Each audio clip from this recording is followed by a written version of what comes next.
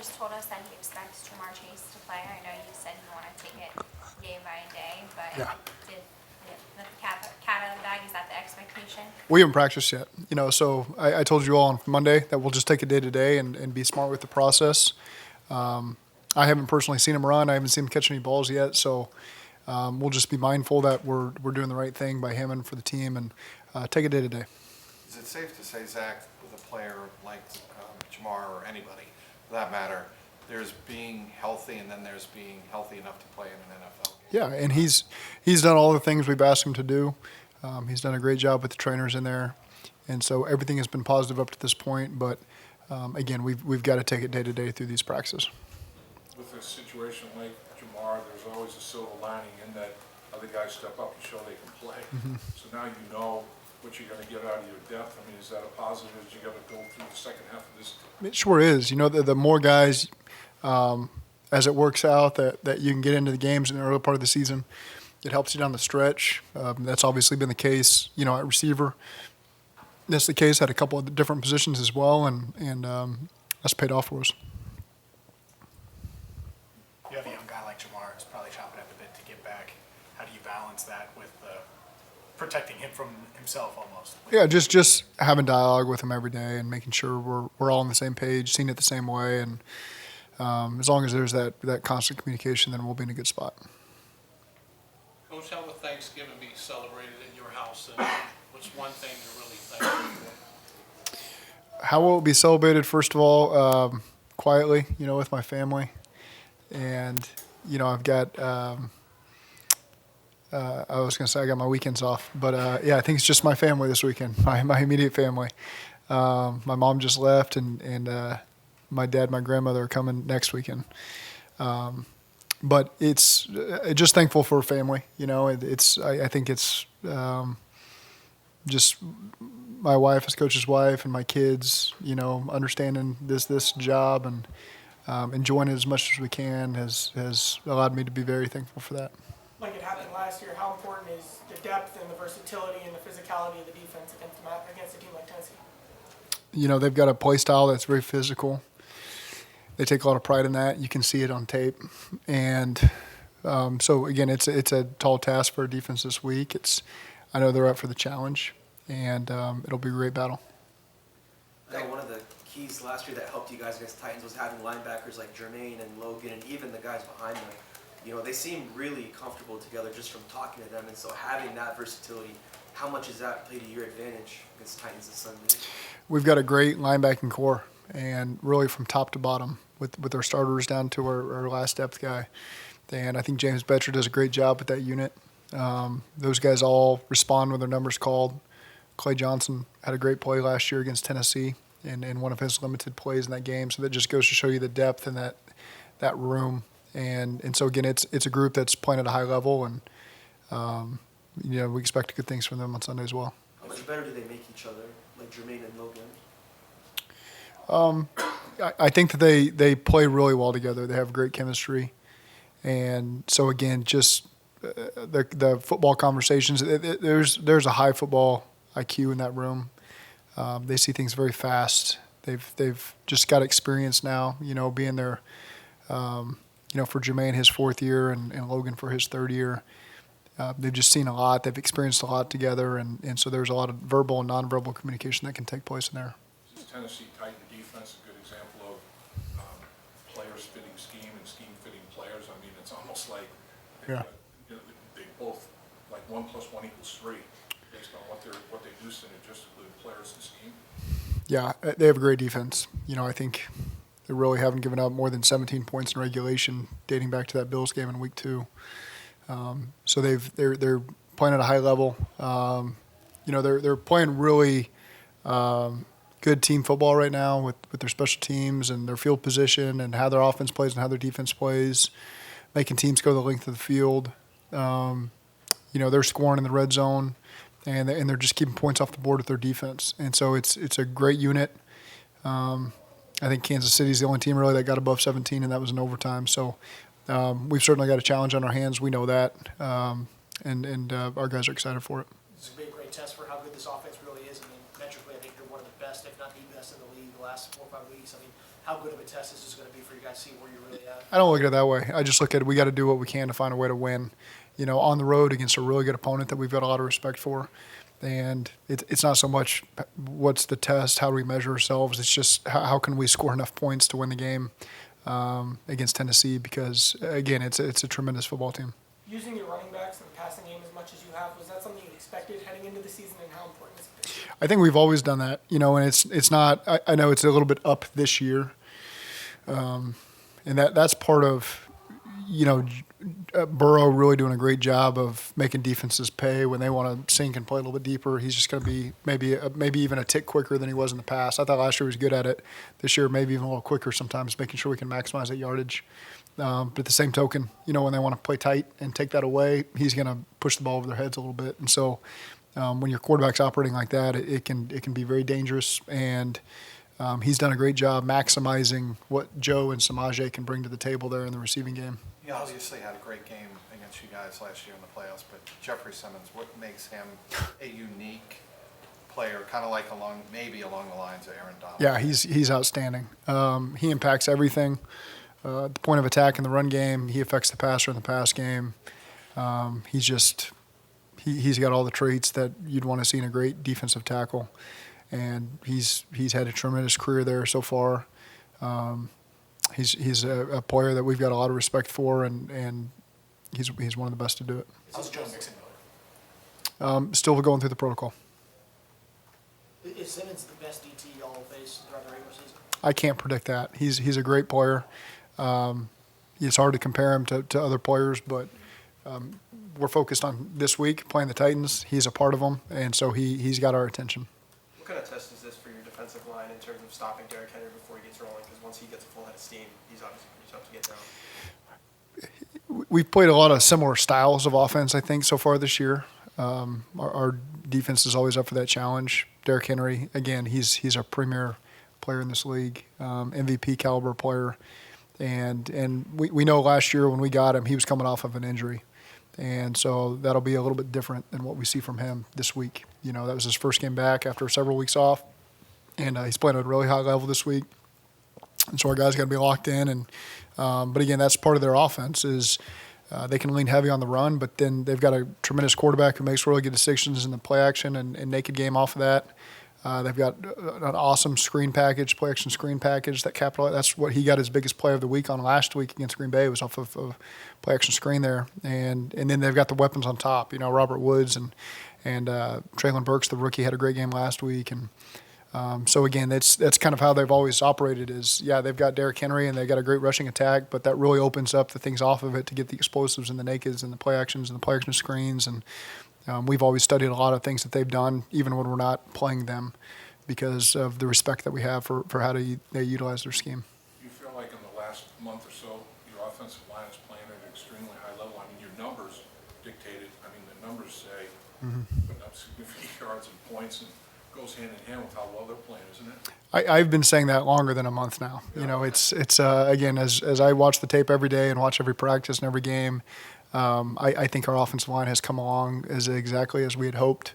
And it doesn't matter what's gone on in the past now, but right now there's great chemistry in the room, great awareness as a group, and again, I think Frank and Derek are doing a great job with those guys, and really proud of where that group's at right now. What do you think Kappa has brought to the line?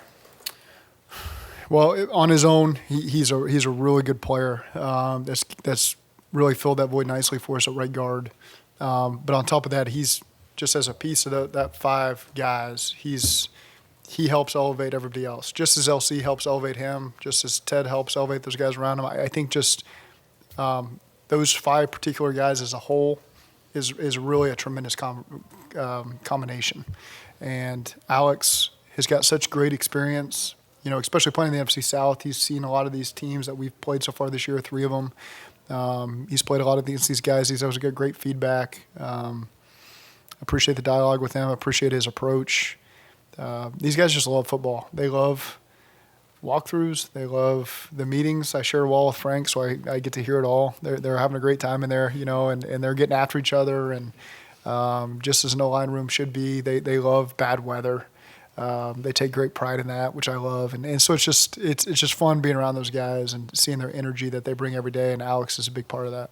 Is that part of what you wanted to build when you became a head coach and kind of being around some of the places you've been, and that guys should want to build a place that where guys enjoy being around each other, just being at the facility, doing Correct. mundane Yep. things? It's too long of a season, and for us, it's not just a 17-week season. Your expectation is that you're playing for months beyond that, and if guys don't love the process, then it's going to be very difficult to get through the difficult time that comes, in the later part of the stretch of the season when you need guys to be at your best and play through some nicks and bruises and just mentally be in the right spot, and so that they're consistent with the routine.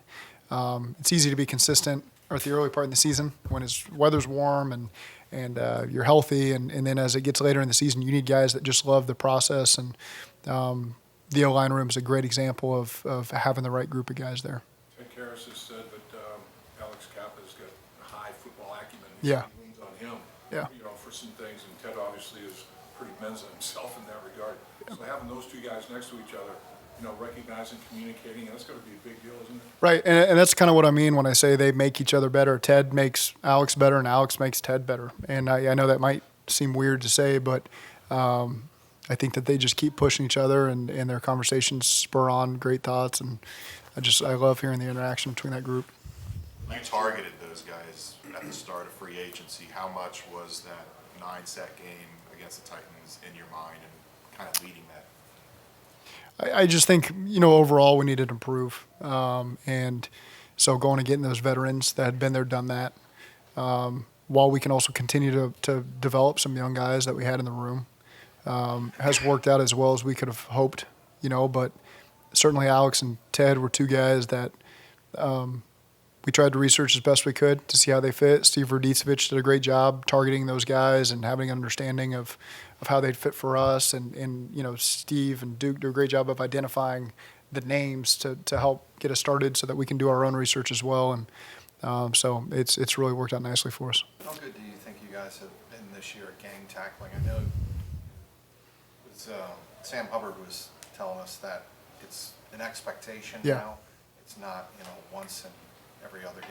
It's No. an expectation. Yeah, I mean they take a lot of pride in that, and so that's something that we work as a team. They work individually as a defense, going through their tackling circuit as well. And again, they take great pride in rallying to the ball and getting the ball carrier down and not missing tackles and being on the scene as quickly as possible. So I think that's what great defenses do, and I think we have a great defense. Last year's playoff game, 9 quarterback sacks, but threw for well over 300 yards. I mean, that's an interesting dichotomy there. Have you ever been part of a game that you can recall that was like that, otherwise? I did an interview with Desi Dvorak the other day, and I got sacked 9 times against Oklahoma. He was quick to bring that up. We almost won the game. I don't know what our statistical production was, but he pointed out that they sacked me 9 times. So I guess I've been a part of a 9-sack game before, unfortunately. But again, that game just really shows the resiliency of our group. That when you play against really good teams, difficult things are going to happen to you. And it's just how you respond to the next play. And so I think specifically as an offense in that last time we played against them, you got a chance to see the resiliency of the group and just how they respond to a negative play. And that doesn't define the drive, that doesn't define the game. It's about how you respond to the next play. And I think our team has always done a really good job of not letting a bad play get you down, whether it was offense, defense, whatever it is. That response has been critical for us. What do you remember about the headset going down and Burrow calling plays for a couple minutes? It takes you it takes you a play to realize what's happening, because you've got a routine of calling the play and expecting that play to be run. And then when a new play breaks the huddle and you can see they're not in the right, you're about to start yelling at a receiver typically about lining up wrong, and then you realize everybody's wrong. And then you realize that's not the play I called whatsoever once the ball snapped. But it's good that your quarterback has the confidence to do that, because not everybody wants that pressure of having to do that. So would I have dialed that up for him to be in that spot in the playoff game for the first time? Probably not, but he handled it really well, very calmly, got everybody on the same page, even called the play, and then got out of the play, changed the protection. So he not only kind of went through what you call a play, and then the quarterback said he called a play, and then he had to check the protection as well, and which is pretty cool to see, and obviously got us moving down there. It was a 2-minute situation, I think, and then the 2-minute warning hit, and that's when we were able to try to get things fixed. But he's just that's good for him to see, and again, we're always open as his career evolves to things like that. Being more programmed for him. He knows that he's allowed to check to any concept whenever he wants, and again, it's just all about getting everyone on the same page. As long as he's got the confidence in what he's calling and he gets everybody on the same page, usually good things are going to happen for us. With Jamar's return, is it different with this injury? Like you said, you need to see him run, you want to see him on the grass. Do you need to see him do that on like a rehab field, not in the practice setting, or how do you do that with a player like that with kind of a delicate injury? Yeah, well, I think first of all, it doesn't have to be an 11-on-11 for receiver. Okay, we get as much work oftentimes in routes on air and group install as we do going against the scout team defense. Sometimes that's just more for the responsibilities and seeing the shell, the coverage, and things like that. But you get really good work. That's probably. I can't speak for Joe, but I'd be willing to bet that he would tell you he gets as good a work as anything just on routes on air and group install and the timing and stuff like that. So again, we'll just take it day to day. I can't define what it's going to have to look like for him to play on Sunday. That's just daily conversations with the trainers, with him, and getting a sense for what's going to be best for him and the team on Sunday. Last year when Drew Chrisman was a rookie, you had to move him on and off the practice squad quite a few times for roster maneuvering. Got picked up briefly by the Steelers. Was there a fear every time you took him off the practice squad that you were going to lose this guy? I think so. And it's he had workouts that we were always tracking, to see where he'd end up. And again, when you've got good players that you think have potential, you want to keep them around. And it might not always fit on the 53-man roster. It might be on the practice squad, but Drew's one of many guys that over the years we've come to have a healthy respect for and think that they can be a part of it now or in the future. And you want to do your best to hang on to that talent as best you can. It doesn't always work out, but fortunately in Drew's case, it's worked out to where he's still with us. With respect to Jamar's injury, is it more of making sure that he can do all the range of motion things and all that, or is it worried about contact on that thing, or both? Not so much the contact portion of it right now. It's just again him being on the ground, running, going through the things you'd go through, whether it be on a rehab field or on a practice field, getting ready for Sunday. Again, I can't define exactly what we need it to look like. We'll just take it day to day and have all those conversations and then make the best decision for all of us. You guys have labeled this kind of a playoff stretch or playoff type games. Have you changed how you approach the team at all with, like you mentioned, all the veteran leadership you have, from last year and having gone through it? Mm-hmm. Did you take any lessons from that for your style with kind of motivating guys or talking to the team? No, but that's because of how I feel just about our locker room. I don't think you have to overstate anything.